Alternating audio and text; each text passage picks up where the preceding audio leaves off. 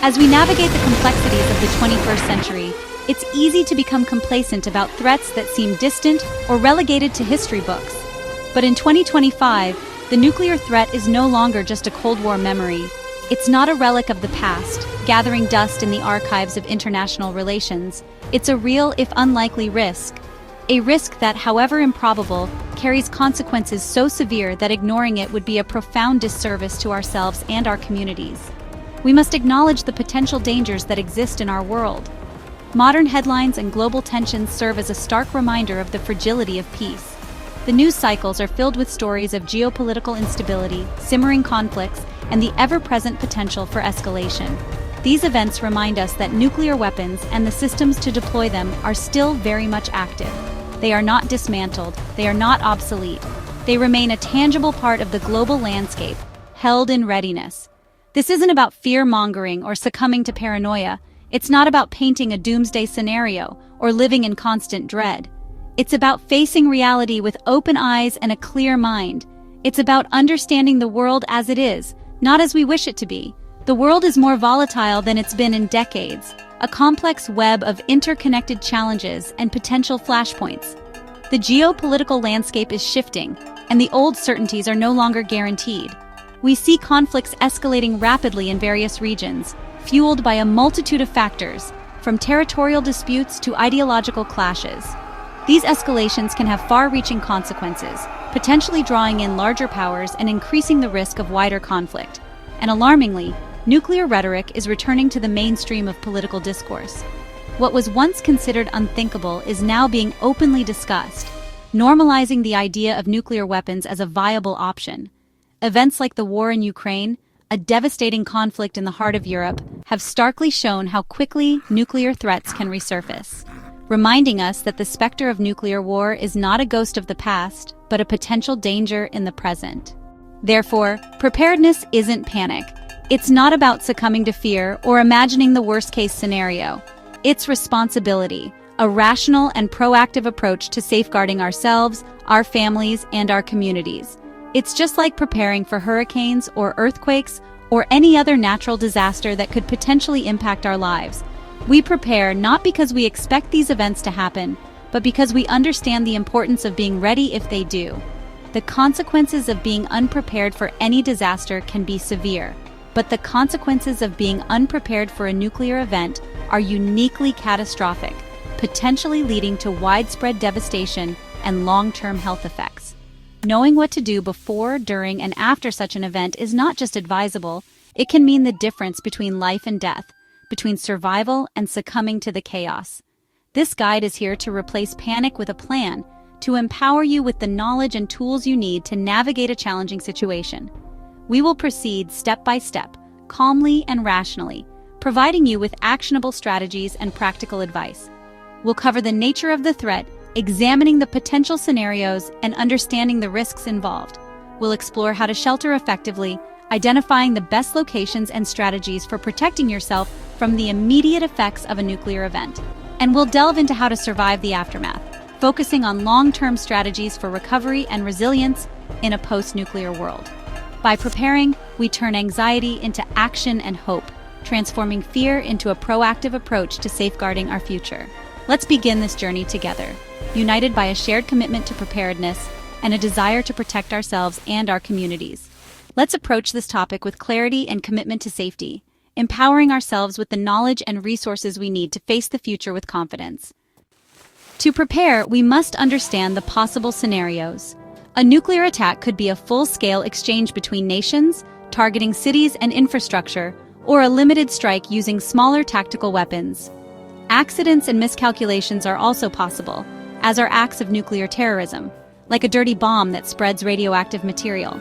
Each scenario has different consequences, but the basics of survival, shelter, supplies, and information remain the same. Strategic targets include military bases and major cities, but fallout can affect people hundreds of miles away. Even if you're far from a likely target, you're not immune to fallout. Understanding these risks isn't about doom, it's about being ready. Preparation is sensible for everyone, not just those in high-risk areas. The core principle: no one is truly immune, so basic preparedness matters. Let's look at what to expect if the unthinkable happens. A nuclear detonation is sudden and devastating.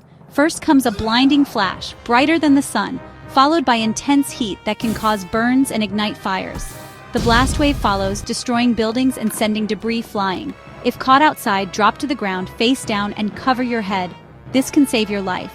After the blast, a mushroom cloud forms, pulling radioactive material into the atmosphere. Fallout, radioactive dust, then settles over a wide area, posing a deadly, lingering threat. The greatest danger from fallout is in the first hours and days. Your survival depends on immediate shelter and staying put. Prepare for the initial blast, heat, and especially the fallout that follows. In the face of the unexpected, preparation turns panic into action. It's about taking control and empowering your family to respond effectively to any emergency situation. A well-thought-out plan can be the difference between chaos and calm, ensuring everyone knows what to do when it matters most. Your family survival plan should be simple, clear, easy to understand, and readily accessible. Avoid complex jargon or overly detailed instructions. The goal is to create a plan that can be quickly referenced and easily followed even under stress, and practiced by everyone, including kids. Age-appropriate explanations and involvement are key. Make it a collaborative effort where everyone feels like they have a role to play. This not only ensures compliance but also fosters a sense of responsibility and teamwork. Identify the safest spots in your home. Consider structural integrity and protection from external hazards.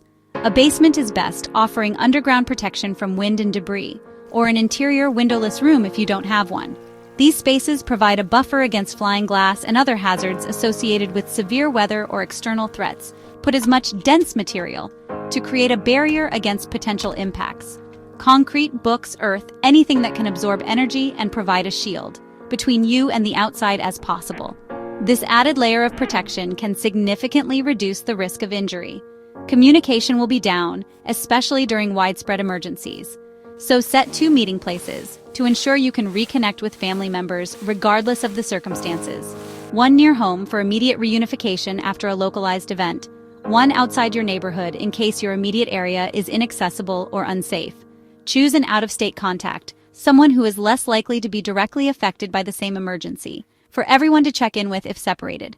This person can serve as a central point of contact, relaying information and coordinating efforts. Make sure everyone knows where emergency supplies are stored and how to access them, and important documents are stored. Keep these documents in a waterproof and fireproof container to protect them from damage. Include pets in your plan. They are part of the family too. Food, water, and carriers are essential for their safety and well-being. Practice your plan twice a year or more if possible. Drills build muscle memory and reduce panic. Familiarity breeds confidence. Review meeting places, contacts, and phone numbers regularly, and check your supplies regularly to ensure freshness and functionality. A plan on paper isn't enough. It's just the starting point. It must be lived and rehearsed to become second nature. This approach turns fear into life-saving action, empowering your family to face any challenge with resilience and preparedness. Preparation is your family's best defense, providing peace of mind and a sense of security in an uncertain world. In an emergency, you may have only minutes to act. A go bag, one for each family member, is essential. Pack water, 1 gallon per person per day, non-perishable food, and a can opener. Include a first aid kit, prescription meds, and potassium iodide tablets for nuclear events only on official advice. Add N95 masks, a battery-powered or hand-crank radio, flashlight, and multi-tool. Sanitation supplies, wet wipes, toilet paper, garbage bags are crucial. Pack a change of clothes, sturdy shoes, and warm layers. Include copies of important documents, cash, and a local map. Store go bags where you can grab them fast. Check and update contents every 6 months. Your go bag is your lifeline. Be ready to move at a moment's notice. If you receive an official alert on your phone, television, or through community warning systems, it's a signal that immediate action is required. Act immediately. Every second counts, so don't waste time hesitating or second-guessing. Time is of the essence. Get inside the most protective structure you can reach as quickly as possible. Prioritize finding a safe haven over all other concerns. A basement offers substantial protection, or seek refuge in a windowless interior room, like a bathroom or closet, to minimize exposure to potential hazards.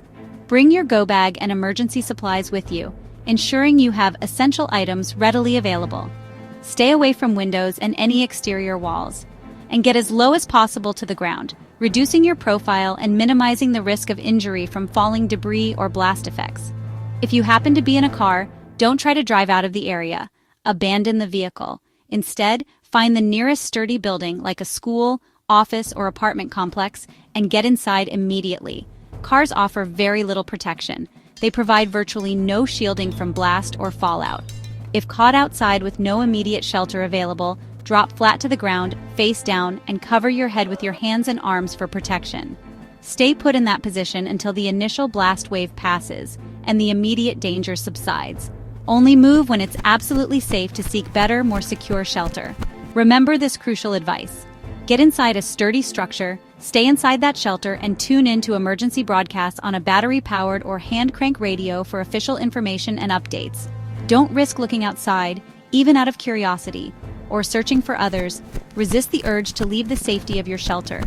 Your best chance of survival is immediate shelter and staying put. Once you're safe inside, use your radio to stay informed about the situation and any official instructions. The first few minutes following an alert are absolutely critical. They can make all the difference. Swift, decisive action saves lives and increases your odds of survival. Trust in your preparedness plan and act without hesitation or delay. Your survival depends directly on your ability to react quickly and effectively. After the blast, fallout is your biggest threat. Your shelter's effectiveness depends on mass and distance from radioactive particles. Basements in multi-story buildings offer the best protection. Fortify with heavy furniture or bags of earth. If no basement, use an interior windowless room and add dense materials to the walls. Seal windows, doors, and vents with duct tape and plastic sheeting to keep fallout out. Turn off ventilation systems that draw air from outside. Air in a sealed room is usually enough for a few days. Sealing is critical. Stay sheltered for at least 24-48 hours or longer if advised. Keep all supplies, water, food, radio, inside with you. Your shelter is your life support system. Patience and discipline are key. Stay put until authorities say it's safe. The first 2 days after a detonation are critical. Stay sheltered. Resist the urge to go outside. Radiation is highest now. Trust your plan and hope others are following theirs. Use your emergency radio for official updates and instructions. Ration water and food from the start. You don't know how long you'll need them. Authorities will advise when it's safe to leave, even briefly. Treat injuries with your first aid kit. If someone was exposed outside, remove their outer clothing, seal it in a bag, and wash skin and hair if possible. Listen for instructions on potassium iodide tablets. Use plastic bags for waste and seal tightly. Maintain routines, talk to family, and conserve energy. The first 48 hours are about patience and discipline. Your survival depends on waiting out the worst. When authorities say it's safe to leave shelter, you'll face a changed world. Environmental contamination will be a major threat. Wear protective clothing and masks outside. Water and food will be scarce. Don't trust open sources or local produce. Rely on stored supplies and purify any new water. Services like electricity, sanitation, and medical care may be gone. Self-sufficiency is vital. Know basic first aid and how to manage without modern conveniences. Community is your lifeline. Work with neighbors to share resources and skills. Trust and cooperation are essential for survival. The psychological toll will be immense. Grief and fear are real. Focus on small, achievable tasks each day. Support your family and neighbors emotionally. Recovery will be long and hard, but facing these challenges honestly is the first step. Strength and perseverance will carry you forward. Surviving a nuclear event is a test of resilience, but our goal should be prevention. Stay informed about global affairs and advocate for peace and nuclear disarmament. Support treaties and diplomatic efforts to reduce nuclear risks. Encourage leaders to prioritize diplomacy and arms control. Building strong, prepared communities helps us face any crisis. Share knowledge and encourage others to prepare. A prepared community is a resilient one. Hope is our most powerful tool. Preparation affirms our commitment to life. Let this knowledge empower you to act, not fear. Together, we can build a safer, more hopeful world.